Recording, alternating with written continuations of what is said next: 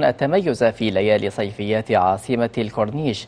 واجهة بمثابة شرفة تحاكي موج البحر، وعلى سيمفونية الأزرق تسهر العائلات القادمة من مختلف ولايات الوطن. ريبورتاج صالح أمير.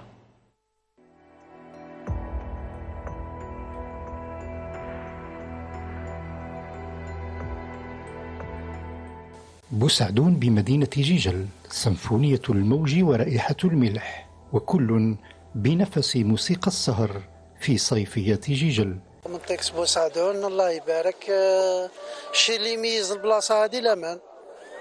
هنا كي تجي اون فامي واحد ما يديرونجيك، تريح، كلش لي موايا الحمد لله. أنا من ولاد عسكر، جيت لجيجل نسهر ونروح 12 الوحدة 9 اللي نروح، والحمد لله بلاصة ما شاء الله.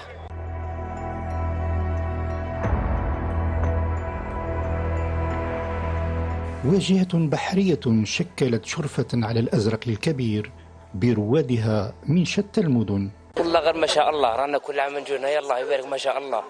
رايس قوم فامي حاجة ما خصنا كلش بطبع، الله يبارك كل شيء بطبع الحمد لله يا ربي. احنا رانا كل يوم هنا تقريبا، كل يوم نجو هنايا نمشوا في الليل.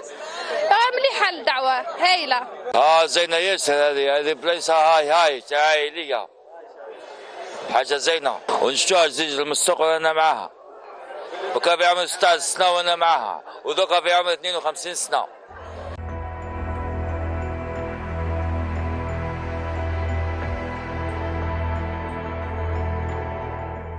ألعاب أطفال، مثلجات وأكواب شاي، وفي أركان أخرى موسيقى وصور للذكرى. اليوم أنا جينا والحمد لله هنا جيجل في هذه المنطقة بومارشي، وراهي الحمد لله أنا نبيعوا، الناس ماشية، أهل كرام طيبين، السمعة نتاعهم مليحة، وهذا كل شيء هذا راه يساعدنا من ناحية البيع.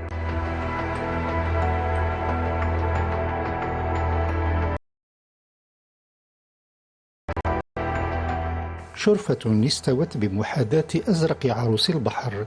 عقارب الساعة هنا تجري متسارعة، ولا يفرق هذا الجمع إلا آذان الفجر.